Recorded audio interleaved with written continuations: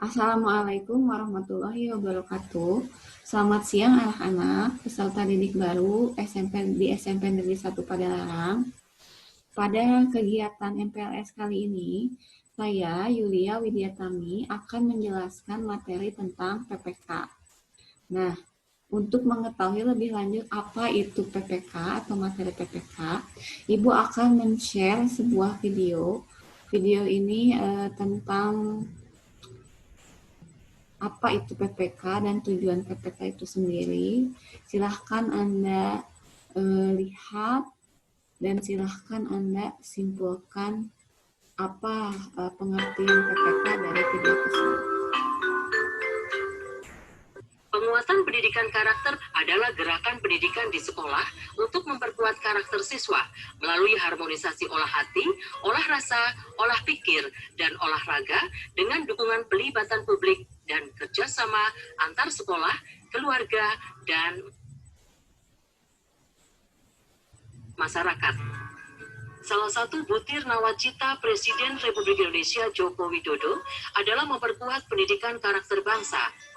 Presiden Republik Indonesia Joko Widodo ingin melakukan gerakan nasional revolusi mental yang akan diterapkan di seluruh sendi kehidupan berbangsa dan bernegara, termasuk di dalam dunia pendidikan. Untuk mewujudkan pembentukan karakter bangsa sebagai salah satu dari gerakan nasional revolusi mental, Kementerian Pendidikan dan Kebudayaan menetapkan penguatan pendidikan karakter masuk dalam sistem pendidikan nasional. Nah, dari video tersebut, kalian bisa melihat bahwa PPK ini adalah salah satu program pemerintah yang memang wajib dilaksanakan di sekolah-sekolah. Ibu akan meng-share PowerPoint. Nah, ini adalah latar belakang dari PPK. Yang pertama, kenapa PPK ini harus ada? Adalah adanya kecenderungan global bahwa orang pada zaman sekarang bebas untuk mendownload atau melihat informasi dari internet. Nah, dari informasi-informasi yang didapat di internet, banyak orang-orang yang memanfaatkan internet ini secara negatif. Maka dari itu, pendidikan karakter diharapkan bisa membentuk atau meminimalisir karakter-karakter jelek dan akibat dari revolusi digital tersebut. Nah, definisi PPK tadi sudah dijelaskan bahwa PPK ini adalah gerakan pendidikan sekolah untuk memperkuat karakter siswa melalui harmonisasi olah hati, olahraga, olah pikir, dan olah rasa. Nah, lebih jelasnya lagi, ini ada tujuan pendidikan nasional.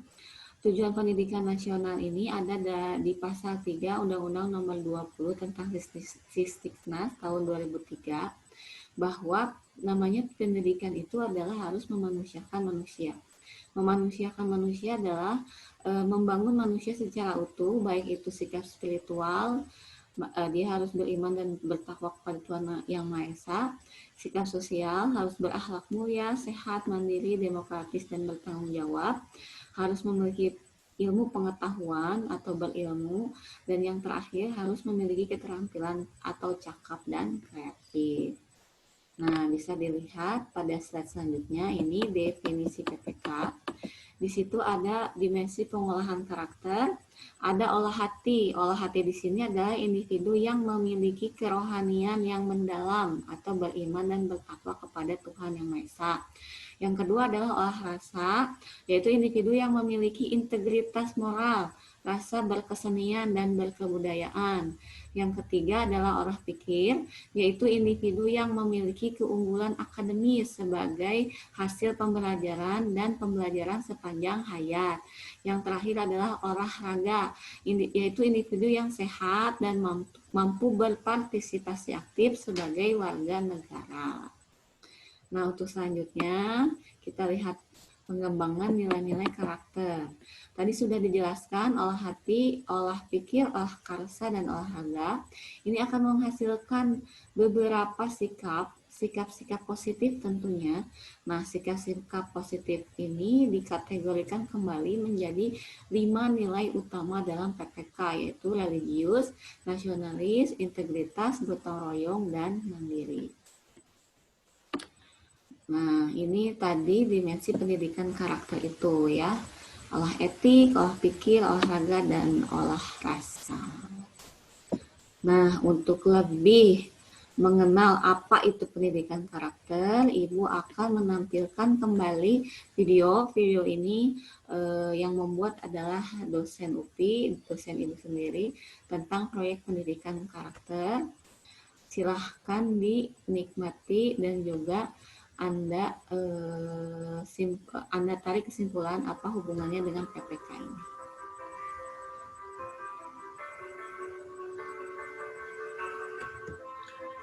Ada sebuah iklan di televisi yang diperankan seorang anak muda yang tampan. Ia bekerja sebagai tukang antar barang di sebuah toko. Dalam benaknya berkecamuk suatu keinginan untuk membahagiakan ibunya yang sakit-sakitan pada ulang tahun dengan jamuan makan malam spesial, lengkap dengan seikat bunga mawar kesukaan ibundanya itu. Namun apa daya, dia tidak cukup uang karena setiap upah yang diperoleh dari majikannya hanya pas-pasan karena cukup untuk menyiapkan makan malam spesial. Suatu hari selepas menyelesaikan pekerjaannya, pada saat ia pamit untuk pulang seperti biasanya, majikannya memberinya upah. Ia pikir majikannya itu keliru memberinya upah yang besarnya tidak seperti biasa. Tanpa pikir panjang, ia kembalikan uang tersebut karena memang bukan haknya.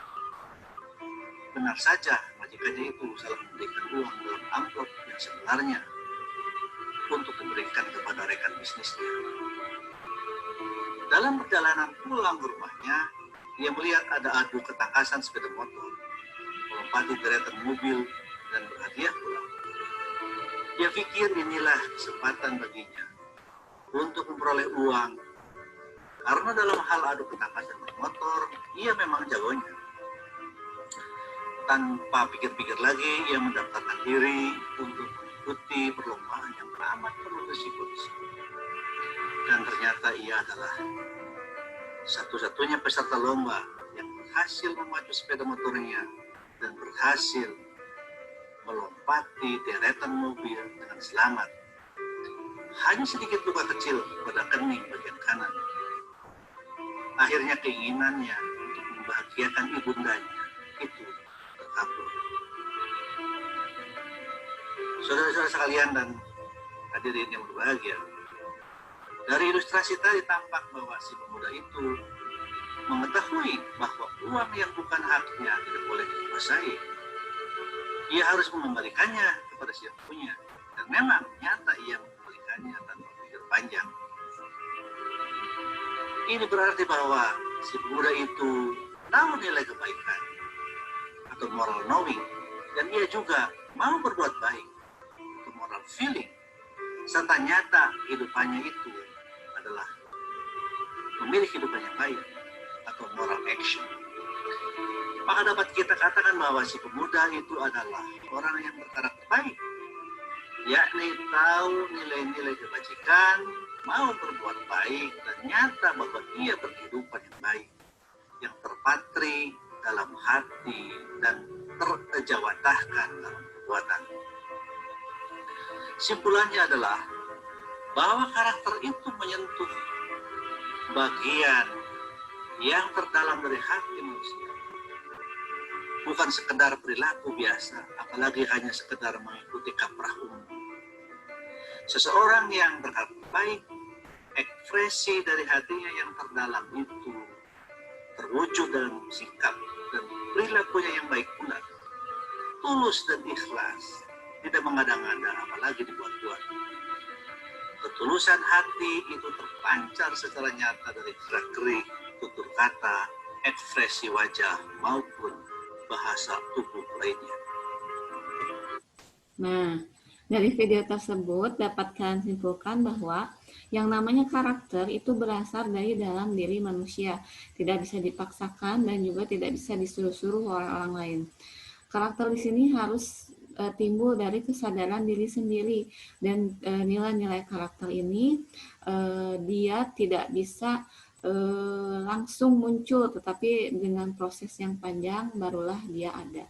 Maka dari itu, siswa-siswi khususnya dari SD, dari SMP sampai SMA itu belajar pendidikan karakter, karena penanaman sejak usia dini itu dapat menumbuhkan karakter yang unggul di masa depan nanti ya. Nah, kita kembali lagi ke slide yang akan Ibu perlihatkan di sini. Di sini ada nilai karakter pertama, yaitu termasuk ke dalam olah rasa atau religius. Religius ini mencerminkan keberimanan terhadap Tuhan Yang Maha Esa. Nah, ciri-ciri sikap religius ini bisa kalian lihat: sikap toleransi, cinta damai, persahabatan, teguh pendirian, ketulusan, dan lain-lain. Ini adalah termasuk nilai-nilai religiusitas seseorang. Nah, kalau dilihat dari gambarnya, kita bisa melihat bahwa di sini ada beberapa agama. Nah, setiap agama apapun itu pasti memiliki nilai religiusitas. Nah, dalam agama juga diajarkan nilai-nilai toleransi.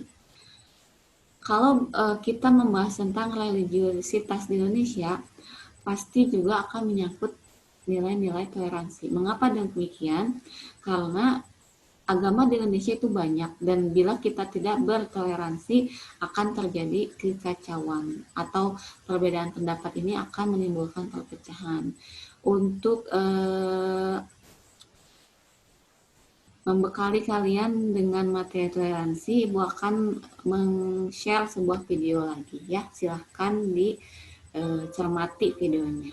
Di mata dunia, Indonesia dikenal luas akan keanekaragamannya.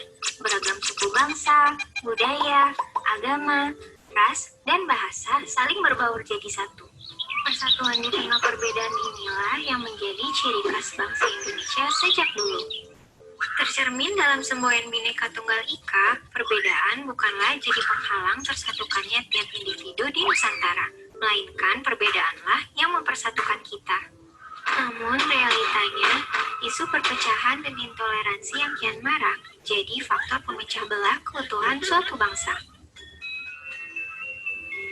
Belakangan ini, negeri kita tercinta dihantam berbagai permasalahan internal, terutama soal integrasi nasional. Kurangnya sikap toleransi jadi pemercik utama rusaknya kerukunan antar sesama. Beragam tindakan-tindakan negatif, mulai dari penyebaran pesan intoleran, isu berbau rasisme, hingga ujaran kebencian kian berkembang pesat di sekitaran masyarakat. Akibatnya, berbagai konflik internal pun muncul, dan hal tersebut lantas memicu terjadinya pergesekan antara kelompok mayoritas kepada minoritas.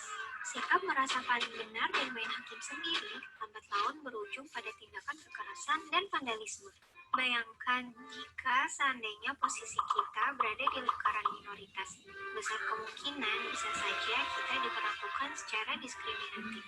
Pada dasarnya, intoleransi tidak hanya terbatas pada sikap membenci perbedaan pandangan pribadi saja.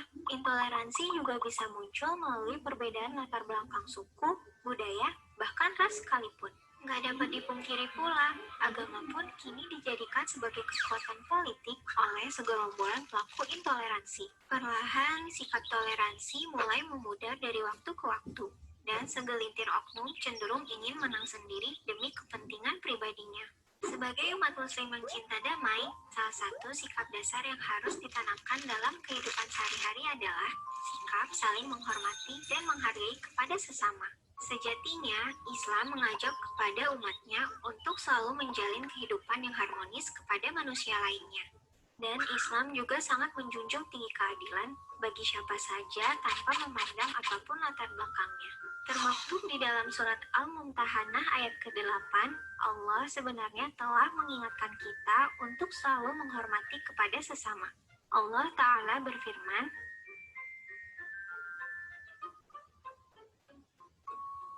dari uraian tersebut dapat ditafsirkan bahwasanya Allah tidak melarang umat Islam dalam berbuat kebaikan, menyambung silaturahmi, hingga berbuat adil kepada orang-orang di luar Islam, selama mereka tidak memerangi kita karena agama. Dari hadis Bukhari, suatu waktu Rasulullah SAW pernah ditanya, Agama manakah yang paling dicintai oleh Allah? Maka beliau menjawab, Al-Hanifiyah As-Samhah, yang lurus lagi toleran. As-Samhah berasal dari kata tasamuh, yang merujuk pada makna toleransi. Hadis tersebut sering digunakan sebagai rujukan Islam untuk mendukung sikap toleransi. Dengan berpegang teguh pada nilai-nilai Pancasila, kita seharusnya dapat meningkatkan rasa persaudaraan kepada antar sesama. Mencegah perpecahan akibat perbedaan adalah tugas kita semua sebagai warga negara Indonesia demi menjaga keutuhan bangsa. Hal tersebut dapat diwujudkan dengan menerapkan sikap toleransi di dalam kehidupan sehari-hari sedari dini. Hal-hal sederhana seperti membimbing anak-anak untuk menghormati pendapat orang lain, hingga mengajarkan mereka untuk tidak mendiskriminasi suku, agama, dan ras dalam pergaulan adalah sebagian contoh sikap toleransi. Selain itu, kita juga bisa memulainya dengan membuka pikiran untuk lebih saling menghargai dan menerima perbedaan yang ada. Bukankah manusia itu diciptakan berbeda-beda dengan segala keunikannya? Terlebih di Indonesia memiliki beragam suku, adat, dan ras yang heterogen. Maka sudah saatnya kita bersatu padu tanpa sekat. Nah, dari video tersebut dapat kalian simpulkan bahwa mengapa kita perlu toleransi, karena di Indonesia ini berbagai macam suku, bangsa, agama, dan juga bahasa. Kalau tidak bertoleransi, akan muncul intoleran atau sikap-sikap yang akan menimbulkan perpecahan dan pertengkaran. Nah, selain itu, kalau kita intoleran, akan muncul sebuah sikap, yaitu sikap radikalisme. Apa itu radikalisme? Untuk mengetahui lebih lanjut tentang radikalisme, Ibu akan men-share sebuah video tentang radikalisme agar kalian mengetahui pengertian radikalisme itu sendiri. Silakan menikmati lagi videonya. Apa sih terorisme itu? Definisi terorisme menurut Undang-Undang Nomor 5 Tahun 2018 adalah perbuatan yang menggunakan kekerasan atau ancaman kekerasan yang menimbulkan suasana teror atau rasa takut secara meluas yang dapat menimbulkan korban yang bersifat massal dan atau menimbulkan kerusakan atau kehancuran terhadap objek vital yang strategis, lingkungan hidup, fasilitas publik, atau fasilitas internasional dengan motif ideologi, politik, atau gangguan keamanan. Selain orang dewasa, tak jarang anak pun rentan terpapar radikalisme dan terlibat dalam tindak pidana terorisme. Anak-anak yang mudah dipengaruhi radikalisme, diantaranya yang sedang belajar dan belum paham agama, berpendidikan rendah, galau, krisis identitas, jauh dan kurang bimbingan dari orang tua, prasejahtera, berada dalam daerah konflik atau bencana, serta menganggap tidak dapat keadilan dari pemerintah.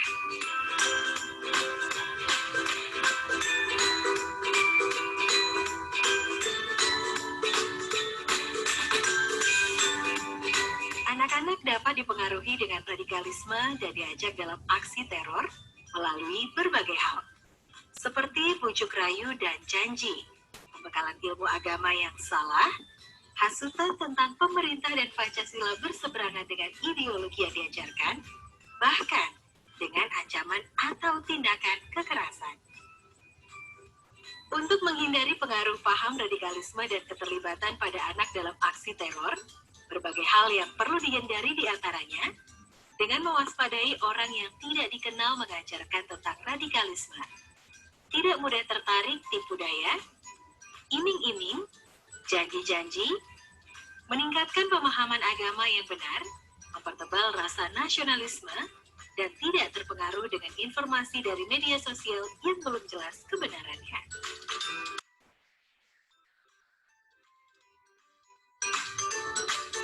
Bila ada pelaku yang akan memberikan atau mengajarkan radikalisme dan terorisme kepada anak, laporkan kepada pihak yang berwajib. Nah, itu tentang radikalisme. Jadi radikalisme itu sangat sama halnya dengan terorisme. Mengapa para pelajar ini sangat rentan terhadap radikalisme dan terorisme karena remaja-remaja itu masih sering ikut-ikutan dan juga pemikirannya masih labil. Kalau misalkan kalian pernah membaca berita, ada seorang anak yang pernah disuruh orang lain untuk melakukan bom bunuh diri. Itu adalah contoh dari terorisme dan radikalisme. Nah, salah satu cara untuk menahan atau menanggulangi radikalisme dan terorisme itu sendiri adalah dengan rasa nasionalisme. Nah, ini kebetulan nasionalisme itu adalah nilai utama dari PPK juga. Apa ciri-ciri orang yang nasionalisme? Adalah menempatkan kepentingan bangsa dan negara di atas kepentingan diri dan kelompoknya, seperti taat hukum, disiplin, cinta tanah air, menghormati keberagaman, apresiasi terhadap budaya, dan lain-lain. Nah, sebagai pelajar, bagaimana cara kalian untuk memupuk rasa nasionalisme ini? Ada satu cara yang sangat mudah untuk kalian lakukan, yaitu salah satunya belajar dengan tekun untuk memajukan negara, dan yang kedua adalah jauhi narkoba. Kenapa Ibu mengulang atau mengulas tentang narkoba? Karena narkoba ini akan merusak cita-cita atau impian generasi muda. Kalau anak-anak muda ini sudah rusak sejak muda, siapa yang akan meneruskan masa depan bangsa ini? Maka dari itu, Ibu akan menjelaskan tentang narkotika atau narkoba. Nah, narkotika ini dibagi ke dalam 3 golongan. Ada golongan 1, 2, dan 3. Kalau golongan 1 itu ada 65 jenis. Ada potensi kecanduannya sangat tinggi. Contohnya seperti opium, kokain, ganja, heroin, sabu, dan ekstasi. Narkoba golongan 1 ini dilarang digunakan untuk pengobatan, hanya untuk ilmu pengetahuan saja. Dan yang kedua itu golongan 2 ada 86 jenis. Contoh potensinya tinggi atas ketergantungan. Contohnya seperti petidin, morfin, fentanyl, dan metadon. Biasanya digunakan untuk pengobatan dan iptek. Morfin dan metadon ini biasanya digunakan untuk pereda rasa sakit ya. Dan golongan ketiga ada 13 jenis. Ini potensinya ringan untuk ketergantungan. Contohnya adalah kodein, difenoksilat, dan buprenorfina. Ini biasa digunakan untuk pengobatan dan iptek, dan ada dalam obat-obat biasa atau yang bisa dapat dibeli di warung ya. Contohnya seperti komik itu mengandung kodein, dan juga obat ibuprofen pereda rasa sakit itu bisa dijadikan sebagai golongan narkotika bila digunakan secara berlebihan. Ini Ibu share jenis-jenis narkotika. Ini gambarnya, ada ganja, ada bubuk kokain, ada bunga opium ya. Nah, agar lebih jelasnya lagi, Ibu juga punya video lagi tentang narkoba. Ibu cari dulu ya. Nah, ini dia. Silahkan memperhatikan videonya. Bertemu lagi dengan saya. Dalam video kali ini, saya akan membahas tentang nafsa. Apa itu nafsa? Nafsa, narkotika, psikotropika, dan zat adiktif adalah bahan yang bila masuk ke dalam tubuh, terutama otak, dapat menyebabkan gangguan kesehatan fisik, psikis, dan fungsi sosialnya karena terjadi kebiasaan, ketagihan, serta ketergantungan. Jenis-jenis nafsa. Narkotika golongan pertama paling berbahaya, contohnya ganja, heroin, kokain, morfin, opium, dan lain-lain. Narkotika golongan 2 memiliki daya aktif kuat tetapi bermanfaat untuk pengobatan dan penelitian. Contohnya, benzetidin dan beta-metadol. Narkotika golongan ketiga memiliki daya adiktif ringan, bermanfaat untuk pengobatan. Contohnya kodein. Psikotropika golongan pertama. Psikotropika dengan daya adiktif yang sangat kuat, belum diketahui manfaatnya untuk pengobatan dan sedang diteliti khasiatnya. Contohnya ekstasi, STP, dan LSD. Psikotropika golongan kedua daya aditif kuat serta berguna untuk pengobatan dan penelitian. Contohnya anamfetamin, metamfetamin, dan metakuolon. Psikotropika golongan ketiga, daya aditif sedang serta berguna untuk pengobatan dan penelitian. Contohnya Lumibal, Buprenorphina, dan Flunitrazepam. Psikotropika golongan 4, daya aditif ringan. Contohnya nitrazepam meliputi dumoloid dan megadon, dan diazepam. Bahan aditif lainnya adalah zat selain narkotika dan psikotropika yang dapat menimbulkan ketergantungan. Contohnya rokok, alkohol, minuman lain yang memabukkan dan menimbulkan ketagihan, serta zat-zat lain seperti lem kayu, aseton, cat, bensin, penghapus cair yang bila dihisap, dihirup dan dicium dapat memabukkan. Dampak negatif penyalahgunaan nafsa. Dampak fisik. Gangguan pada sistem syaraf seperti kejang-kejang, halusinasi, gangguan kesadaran, dan kerusakan syaraf tepi. Kedua, gangguan pada jantung dan pembuluh darah seperti infeksi akut otot jantung dan gangguan peredaran darah. Ketiga, gangguan pada kulit seperti nanahan, alergi, dan eksim. Keempat, gangguan pada paru-paru seperti penekanan fungsi pernapasan, kesukaran bernapas, pengerasan jaringan paru-paru. Kelima, sering sakit kepala, mual dan muntah, murus-murus, suhu tubuh meningkat, pengecilan hati, dan sulit tidur. Keenam, gangguan pada endokrin seperti penurunan fungsi hormon reproduksi meliputi estrogen, progesteron, dan testosteron, dan gangguan fungsi seksual. Ketujuh, perubahan periode menstruasi, ketidakteraturan menstruasi, dan amenorea. Kedelapan, bagi pengguna nafsa melalui jarum suntik, khususnya pemakaian jarum suntik secara bergantian, risikonya adalah tertular penyakit hepatitis B, C, dan HIV, yang sehingga saat ini belum ada obatnya. Kesembilan, konsumsi nafsa melebihi kemampuan, seperti overdosis dan menyebabkan kematian. Dampak psikis. Pertama, lamban kerja, ceroboh kerja, sering tegang dan gelisah. Kedua, hilang kepercayaan diri, apatis, penghayal, dan penuh curiga. Ketiga, agitatif, menjadi ganas, dan tingkah laku brutal. Keempat, sulit berkonsentrasi, perasaan kesal, dan tertekan. Kelima, cenderung menyakiti diri, perasaan tidak aman, dan bahkan bunuh diri. Dampak sosial. Pertama, gangguan mental, antisosial, dan asusila, dikucilkan oleh lingkungannya. Yang kedua, merepotkan dan menjadi beban keluarga. Yang ketiga, pendidikan menjadi terganggu dan masa depan menjadi suram. Itulah pengertian jenis-jenis dan dampak dari penyalahgunaan nafsa. Nah, dari video itu sudah jelas sekali dijelaskan bahwa yang namanya narkoba itu banyak sekali dampak negatifnya, baik untuk kesehatan, untuk sosial kita, maupun untuk tindakan dan perilaku kita.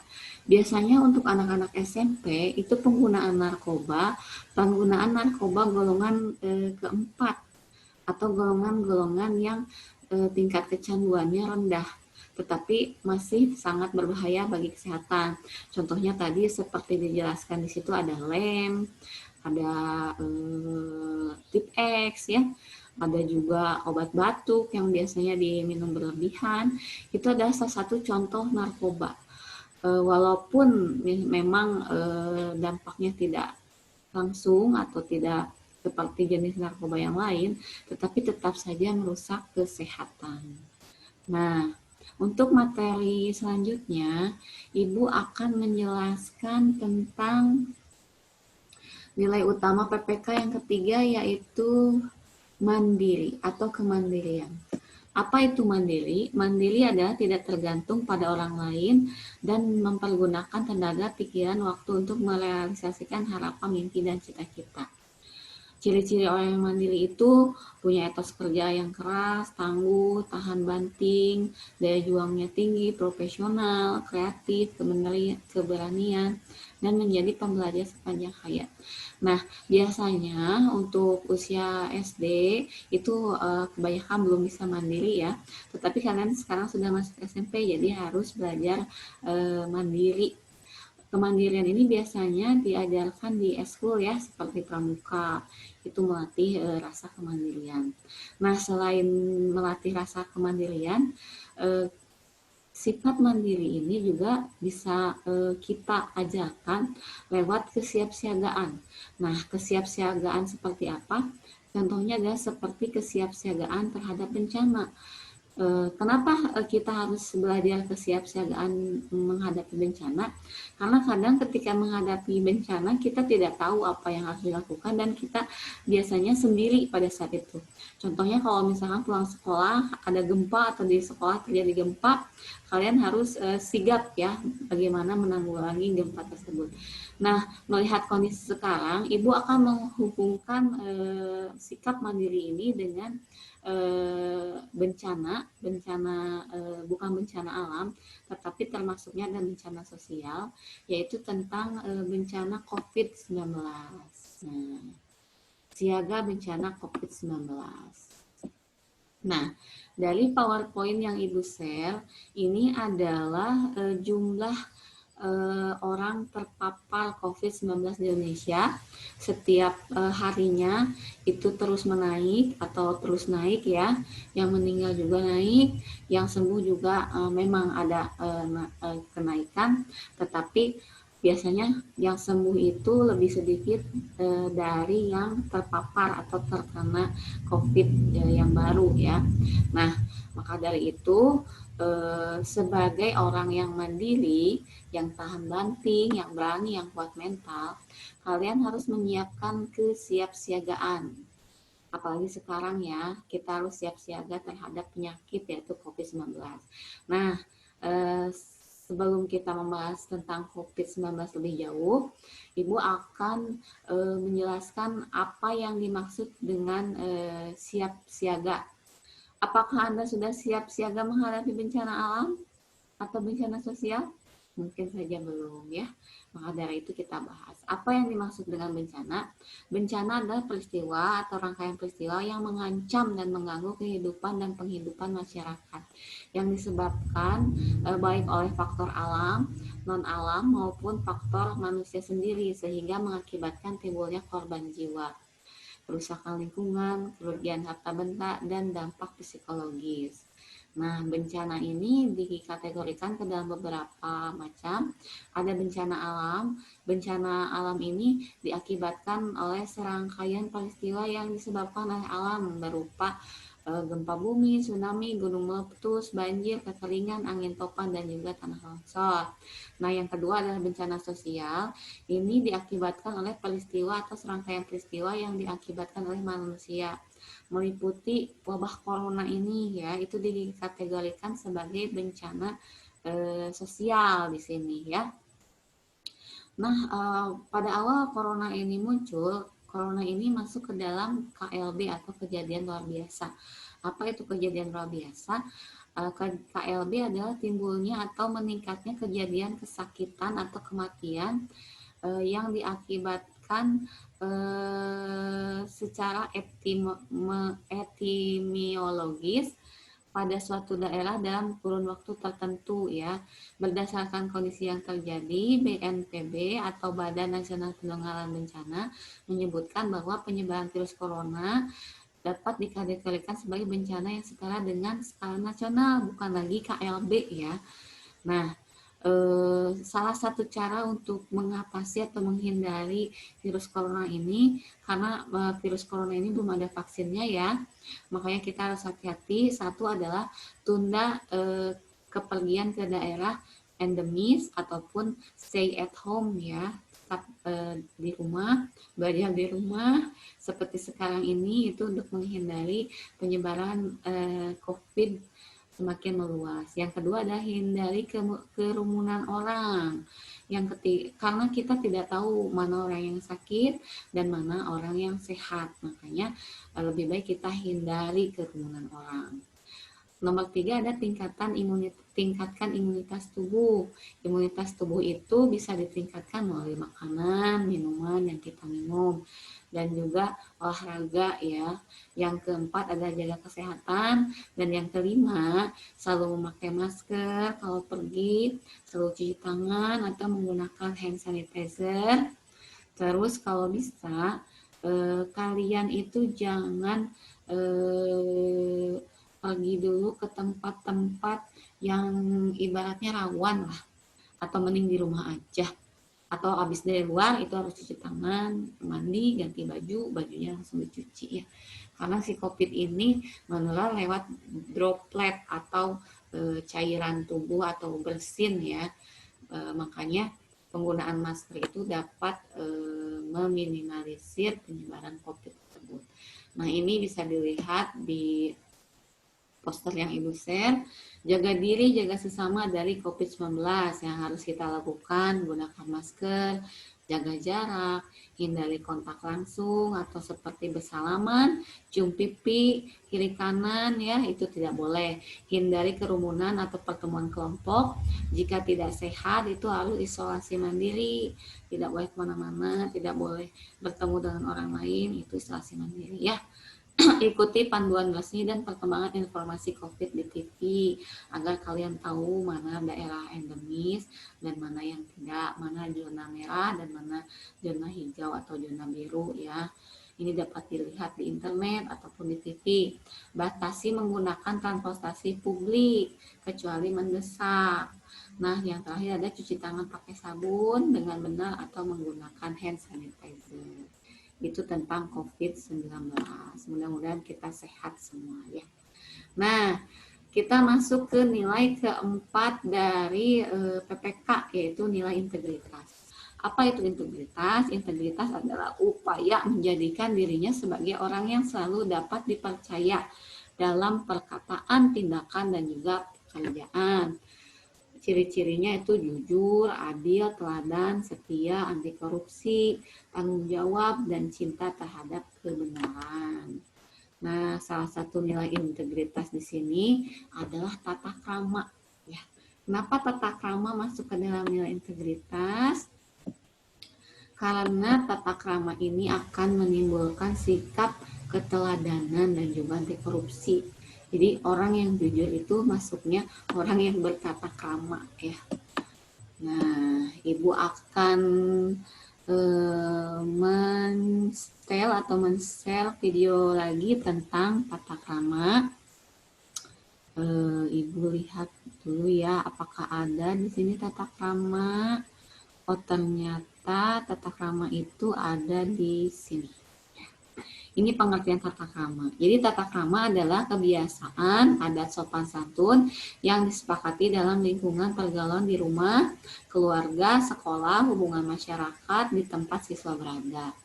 Nah, sopan santun adalah sikap perilaku seseorang yang merupakan kebiasaan yang disepakati dan diterima dalam lingkungan pergaulan. Tata krama itu hampir-hampir sama dengan sopan santun ya. Nah, ini manfaat tata krama membuat seseorang disegani, dihormati, dan disenangi orang, mendapat kemudahan dalam hubungan baik dengan orang lain, karena dia dilihat itu baik ya tata kramanya, makanya orang percaya, memberi keyakinan pada diri sendiri dalam setiap situasi, dapat memelihara suasana yang baik di lingkungan keluarga, tempat kerja, dan antar teman. Itu adalah tata krama ya. Nah, kita lihat lagi materi selanjutnya. Nah, ini tata krama yang perlu diajarkan ya. Ini contoh-contoh tata krama yang gampang dilaksanakan setiap hari. Yang satu, menyapa dan memberi salam. Kalau ketemu orang tua, ketemu teman itu menyapa dan memberi salam itu baik ya. Katakan tolong ketika meminta bantuan, ucapkan terima kasih, meminta maaf, menatap mata lawan bicara ya, jangan menunduk. Itu kalau menunduk itu nggak sopan sebenarnya ya. Terus nomor 6, tidak menyela pembicaraan orang lain, mau berbagi dan bersabar menunggu giliran kalau sedang antri, menjaga etiket saat makan, saat bertamu, menepati janji dan tepat waktu, meminta izin sebelum menggunakan barang orang lain, itu termasuk ke dalam tata krama yang sering kita lakukan atau yang harus kita lakukan sehari-hari. Nah, sekarang kita masuk ke nilai PPK yang terakhir, yaitu gotong royong. Apa itu gotong royong? Gotong royong itu mencerminkan tindakan menghargai semangat kerjasama dan bahu-membahu menyelesaikan persoalan bersama. Bangsa Indonesia itu terkenal dengan sifat gotong royong dari zaman dahulu kala ya. Apa itu ciri-ciri sifat gotong royong? Ada menghargai, solidaritas, empati, musyawarah mufakat, tolong menolong, anti diskriminasi, anti kekerasan. Nah, kalau gotong royong di sekolah itu sangat sering dilaksanakan, apalagi kalau sedang piket ya atau Jumat bersih, itu perlu adanya gotong royong. Tetapi ada sikap juga di sekolah yang bertentangan dengan gotong royong, yaitu adalah sikap bullying. Pasti kalian pernah mendengar sifat bullying ini ya.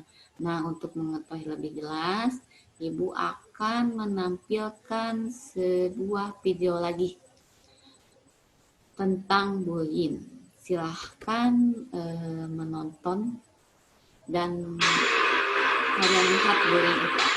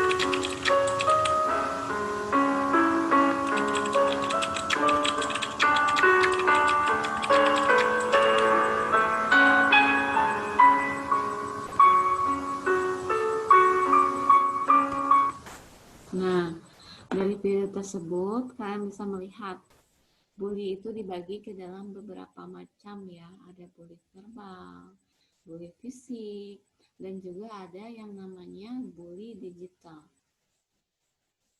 Apa mungkin kalian pernah ya mengalami bullying ini secara tidak sadar biasanya. Ini ada bullying verbal, fisik, relasional, dan juga bullying elektronik. Nah, dari 4 macam bullying ini, biasanya korban-korban itu adalah anak-anak.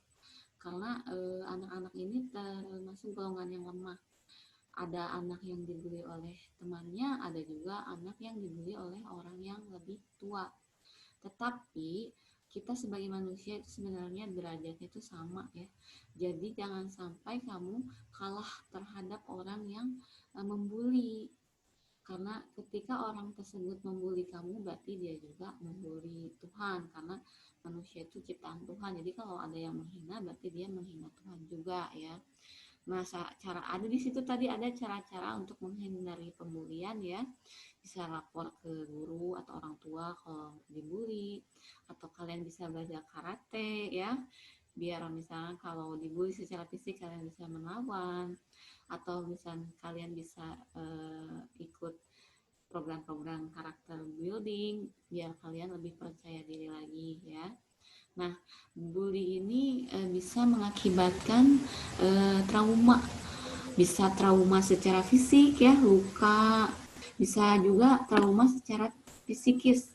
Biasanya orang yang terluka secara fisik itu bisa langsung dibuktikan atau terlihat pembuliannya. Bahkan ada beberapa orang yang dibully itu mengalami kelumpuhan, bahkan meninggal dunia itu ada gara-gara bully ya. Nah, bully yang tidak terlihat itu adalah bully secara elektronik dan secara emosional atau psikis. Karena biasanya bully ini tidak terlihat secara langsung, tetapi lebih ke batinnya ya. Ini adalah contoh-contoh orang atau tanda-tanda anak yang jadi korban bully ya. Biasanya ada luka memar, ini biasanya bully secara fisik, tidak memiliki banyak teman di sekolah, ini biasanya bullying sosial ya. Biasanya kalau diejek-ejek, teman yang tidak mengejek juga jadi menjauhi ya. Dan juga biasanya anak yang dibully itu malas sekolah, sering sakit kepala atau sakit perut ya. Ketika misalkan ada pelajaran atau ketika ketemu orang tersebut langsung sakit kepala dan sakit perut. Ini karena mentalnya lemah. Ketika fisik kita lemah, mentalnya juga akan lemah ya. Terus moody, kadang marah-marah, kadang tiba-tiba langsung senang. Itu adalah contoh kamu sudah terkena dampak bully secara psikis ya. Terus prestasinya menurun karena takut dan juga kepikiran, pulangnya takut dibully atau seperti apa. Dan juga yang terakhir adalah meminta atau memberikan bahkan mencuri barang, meminta uang ke orang tua padahal bukan untuk jajan sendiri tapi diberikan kepada orang yang membuli. Itu adalah ciri pembulian ya. Nah, sebagai manusia yang beradab, memiliki nilai-nilai karakter utama, nasionalis, integritas, religius, bullying ini tidak sejalan dengan sifat-sifat tersebut ya. Mudah-mudahan kalian tidak pernah membuli dan juga tidak dibully oleh orang lain. Nah, masuk ke materi terakhir adalah adiwiyata. Kita lihat saja videonya ya. Video tentang adiwiyata. Adiwiyata ini adalah program sekolah yang mengetengahkan tentang perlunya menjaga lingkungan ya. Nah, adiwiyata ini biasanya dilaksanakan di sekolah-sekolah agar anak-anak itu mencintai lingkungan dan bisa menjaga lingkungan hidup. Nah, ini pengertian adiwiyata. Adi yaitu baik dan ideal, dan wiyata adalah tempat tempat yang baik dan ideal di mana dapat diperoleh segala ilmu pengetahuan dan berbagai norma serta etika yang dapat menjadi dasar manusia menuju terciptanya kesejahteraan hidup kita menuju kepada cita-cita pembangunan berkelanjutan. Adiwiyata atau sekolah adiwiyata itu ya sekolah yang peduli dan berbudaya lingkungan. Nah, ini ada tujuan adiwiyata. Yang satu, menciptakan kondisi yang baik bagi sekolah untuk menjadi tempat pembelajaran dan penyadaran warga sekolah bahwa lingkungan itu penting. Sehingga di kemudian hari, warga sekolah dapat turut bertanggung jawab dalam upaya-upaya penyelamatan lingkungan hidup dan pembangunan yang berkelanjutan. Nah, ini manfaat sekolah adiwiyata. Merubah perilaku warga sekolah, utamanya murid, untuk melakukan budaya pelestarian lingkungan. Terus terwujudnya sekolah yang berbudaya lingkungan, meningkatkan penghematan energi, sumber dana, ya, meningkatkan kondisi belajar yang nyaman, kondusif, menciptakan kondisi kebersamaan, menghindari resiko dampak lingkungan, menjadi tempat pembelajaran, pemeliharaan dan pengolahan lingkungan hidup yang baik dan benar, dan mendapatkan penghargaan sekolah adiwiyata, ya. Jadi sebagai generasi muda kita juga harus aware sama yang namanya lingkungan hidup, karena kalau misalkan kita tidak menjaga lingkungan hidup dari sekarang, kita tidak bisa mewariskan alam yang hijau dan juga lautan yang bersih kepada anak cucu kita nantinya. Ketika kita belajar mencintai lingkungan hidup dari semenjak dini, maka bumi ini akan terus lestari, udara akan tetap sejuk, lingkungan juga akan bersih. Dan ingat, kebersihan adalah sebagian dari iman. Nah, bagaimana kegiatan sekolah yang memanfaatkan adiwiyata ini? Ini adalah contoh kegiatan adiwiyata, ya. Silahkan menikmati video ini.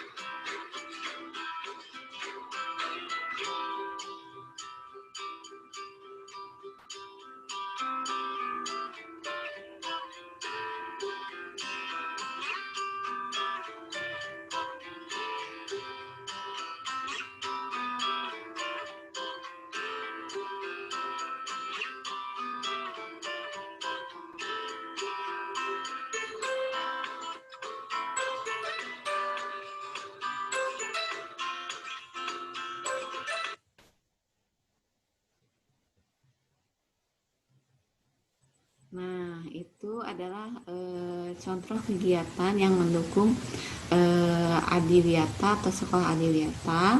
Nah, Ibu rangkum ya tadi Nah, ada 5 langkah menjadi sekolah adiwiyata, yaitu recycle atau mendaur ulang. Mendaur ulang itu mengolah kembali atau memanfaatkan barang bekas agar bisa digunakan kembali. Contohnya mengolah sampah organik ya, daun-daunan atau sayur-sayuran yang sudah busuk, itu bisa jadi pupuk kompos. Ada juga reuse, menggunakan kembali, seperti kita botol air minum yang bekas itu atau botol mineral yang bekas itu bisa dijadikan sebagai tanaman pot ya, biasanya pot gantung, itu namanya reuse. Kalau reduce itu mengurangi pemakaian, seperti kita kalau jajan lebih baik bawa tempatnya sendiri, jadi nggak usah memakai styrofoam. Kita bisa mengurangi sampah styrofoam ya, karena styrofoam itu sulit untuk didaur ulang. Ada juga replace, artinya mengganti. Mengganti di sini contohnya seperti mengganti kantong kresek yang sekali pakai menjadi kantong kain ya. Jadi kantong kain ini bisa dipakai berulang-ulang.